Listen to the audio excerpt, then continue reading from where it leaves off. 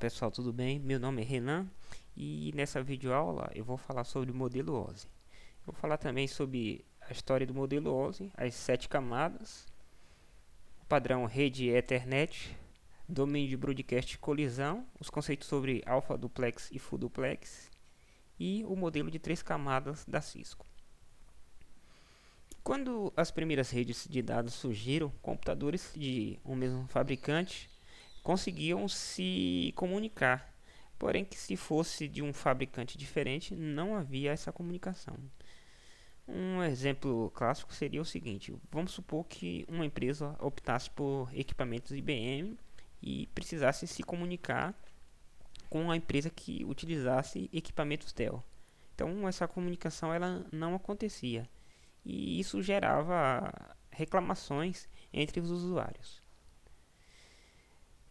No início da década de 80, a ISO, junto com representantes de vários fabricantes, resolveram trabalhar para acabar com esse problema. E em 1984, aí surgiram já os primeiros resultados, que foi o modelo de referência OSI. Então, fizeram essa padronização e dividiram em 7 camadas. Logo a seguir, eu vou falar sobre essas 7 camadas. Eu tenho aqui as camadas. Eu vou começar pela camada 7, que é a camada de aplicação.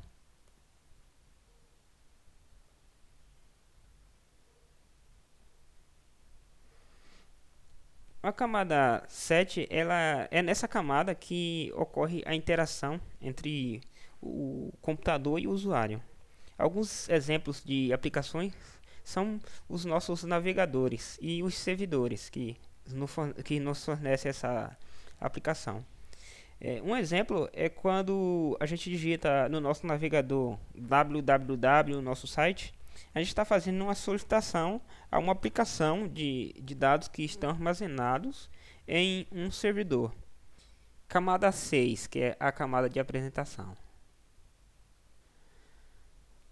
A camada de apresentação ela é responsável por solicitar um serviço na camada de aplicação, que envia uma solicitação para a camada de sessão, e diferente das camadas inferiores, que são essas aqui, as camadas onde está aqui é o mais escuro, ó, daqui para baixo são as camadas inferiores. Então, aí, diferente dessas camadas, ela se preocupa em formatar os dados originais para um formato compreendido. Temos aqui alguns exemplos de formatação, são o ASCII2, o EBCDIC e tem alguns outros. Além de formatar, a camada de apresentação ela tem outras funções, que são a compreensão de dados e a segurança da informação. Alguns padrões dessa camada que são definidos são bastante conhecidos, é o formato JPEG, GIF, MPEG e etc. Temos agora aqui a camada 5, que é a camada de sessão. A camada de sessão ela é responsável por estabelecer e finalizar a sessão. Nesse processo ocorre uma marcação, e se por acaso a conexão falhar, os computadores reiniciam a partir daquela marcação. Então, se você tiver no meio de uma sessão e sua conexão cair, ele não começa do zero, ele começa a partir daquela sessão que você está fazendo. Um exemplo é assim: se você estiver enviando um e-mail e de repente a sua conexão cai, então ali já tem uma marcação e você não vai precisar digitar todo o e-mail novamente, você vai apenas reenviar. Temos aqui agora a camada de transporte, que é a camada 4. A camada de transporte aqui nós já temos as nossas PDUs, que essa parte aqui, ó, toda essa parte aqui que está em cinza, chamamos essas camadas inferiores e é classificada como PDUs. Na camada de transporte, camada 4, ela é responsável por receber os dados que são enviados pela camada de seção, segmentá-los para a camada de rede. A ISO define esse protocolo de transporte para operar em dois modos. Um é orientado à conexão e o outro não orientado à conexão. No caso do não orientado à conexão, é o UDP.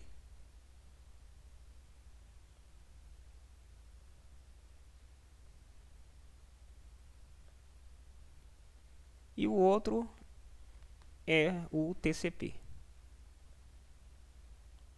O TCP ele é orientado à conexão.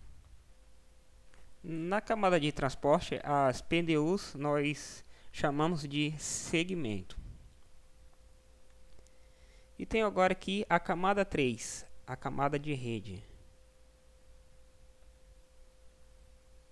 A camada de rede ela é responsável pelo roteamento dos dados através da internet e pelo endereço lógico, que é o IP. Ou seja, quando um pacote é recebido em uma interface qualquer de um roteador, ocorre o seguinte: o endereço IP de destino é checado. Se o pacote não for para ele, ele vai procurar na tabela de roteamento. Essa tabela de roteamento ela tem uma base que fica na memória RAM. E nessa camada estão presentes os roteadores, que possuem algumas características importantes. Entre eles que possuem é que eles quebram o domínio de broadcast, que eu vou comentar mais adiante. Então aqui estão presentes os roteadores.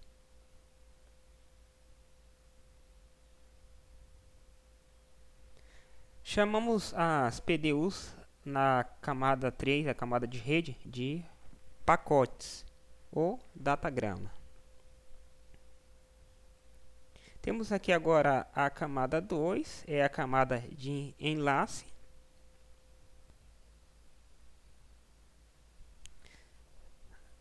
Na camada 2, que é a camada de enlace,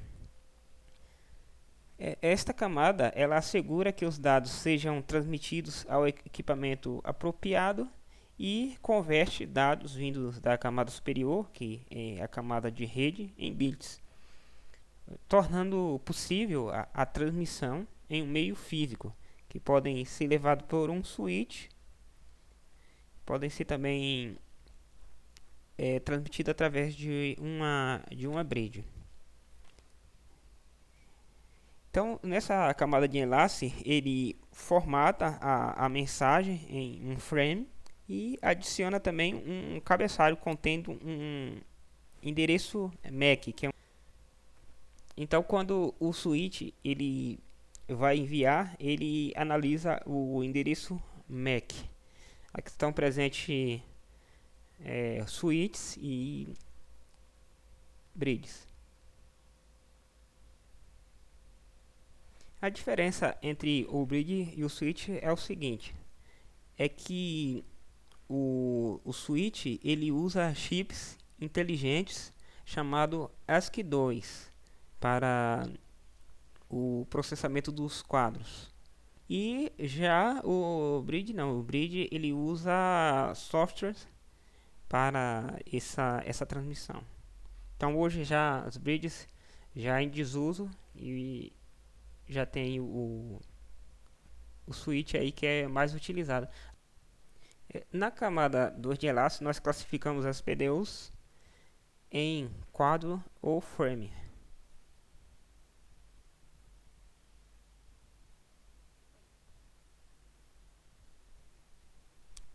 Na camada física é onde determinamos os meios de comunicação, exemplo, cabos, conectores, pinos e etc.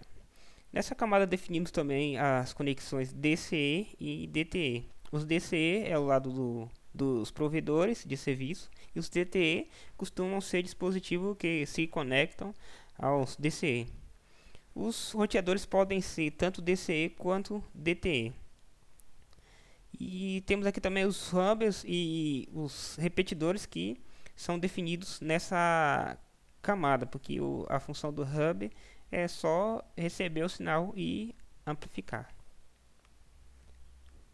Definimos na camada, chamamos as PDUs na camada física de bits.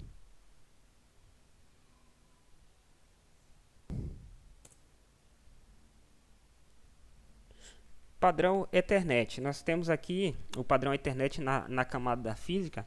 Eu vou mostrar para vocês alguns equipamentos que compõem essa parte. Como eu comentei que na camada física que compõe em hub, cabos. Então vou falar aqui sobre alguns deles para vocês. Então eu tenho aqui o cabo UTP, aquele famoso RJ45 que a gente conecta aí nossos computadores a um modem, por exemplo.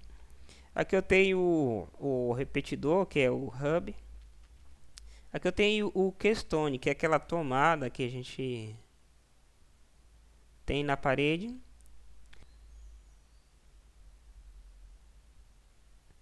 E aqui eu tenho o cabo rollover, que ele serve para conectar o roteador ou switch para fazer a configuração, porque o roteador e o switch ele não tem uma tela ou um teclado que possa ser feito essa configuração. Aqui eu tenho um adaptador, porque tem equipamentos hoje que não tem essa porta serial, porque aqui conecta essa parte aqui no console do roteador switch, e aqui vai até a porta serial do micro. Aqui eu tenho a forma como é crimpado, a ponta do cabo UTP. E aqui eu tenho os padrões dos cabos. Eu vou falar só sobre alguns deles, os mais utilizados. É o 100 base TX, que vai até 100 metros, é o cabo Cat5 e Cat6, que todo mundo conhece aí. Tem também aqui a fibra ótica, que é 260 metros, que é a distância dela. No caso aqui é a multimodo. A multimodo ela é até mais barato, porque só vai até 260 metros. Já tenho aqui a monomodo, que vai até 10 km, então essa fibra é bem cara. Aqui eu também tenho os padrões dos cabos, o T568B e tem o T568A. Hoje a ISO já mudou essa padronização, e o que está sendo utilizado é esse aqui, que é o T568B. É óbvio que você vai encontrar aí empresas que ainda utilizam o padrão A, e vai funcionar normalmente. Nenhum dos dois padrões estão errados. Você pode utilizar tanto o A quanto o B, mas hoje a padronização é o B. Então aqui eu tenho a ligação de equipamentos. Como a gente falou em camadas, então o roteador ele é um equipamento de camada 3. O switch é um equipamento de camada 2. Eu tenho aqui um servidor. O servidor também é um equipamento de camada 3. E temos aqui os computadores, que são equipamentos de camada 3 também. E um switch, que é equipamento de camada 2. O que acontece? Quando um equipamento ele é da mesma camada, ele utiliza um cabo crossover, que é nesse caso aqui, ó, eu tenho uma ligação da porta do switch para o outro switch. Então eu tenho que ligar com o cabo crossover para que haja comunicação. Então aqui agora, já nesse caso aqui, ocorre que eu utilizo um cabo comum, cabo UTP, porque são equipamentos de camadas diferentes. Então, memorize isso. Equipamentos da mesma camada, cabo crossover. Equipamentos de camadas diferentes, um cabo comum. Rede Ethernet. Em uma rede Ethernet, nós temos aqui um único cabo conectando todos os equipamentos. E essa rede ela possui um mecanismo chamado CSMA/CD,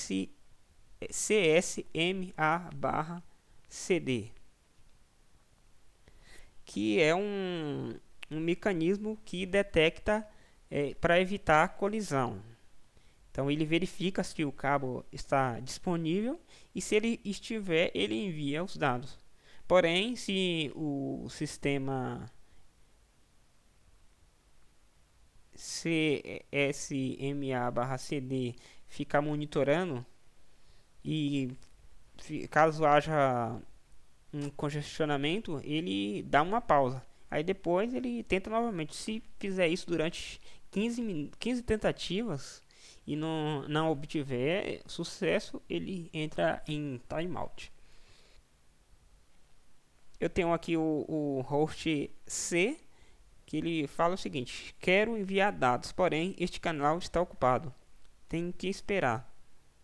E aqui eu tenho a máquina A, que ela está transmitindo, e tenho a máquina B, que está recebendo. Então, quando a máquina C for enviar para algum dispositivo, no caso aqui ela poderia estar enviando aqui para a máquina B, ela vai analisar quando acabar essa transmissão para que ela possa enviar os dados sem nenhum problema. Então ela fica tentando até haver espaço.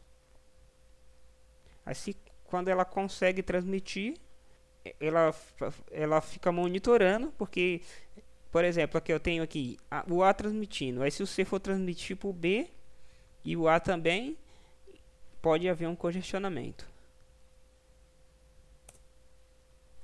Domínio de broadcast e colisão. Na figura aqui eu tenho um hub, desse lado aqui eu tenho um hub, onde o hub é um domínio de colisão e de broadcast. Quando o hub ele recebe uma informação, ele apenas amplifica e distribui. Ele não verifica nada, ele manda para todo mundo. Isso causa uma lentidão na rede. E aqui eu tenho um roteador. O roteador ele quebra o broadcast. Já desse lado aqui eu tenho um switch. E o switch já ocorre ao contrário. O switch ele é um grande domínio de broadcast e cada porta é um domínio de colisão. Isso no switch, que é um grande domínio de broadcast, quando não há vilãs criadas.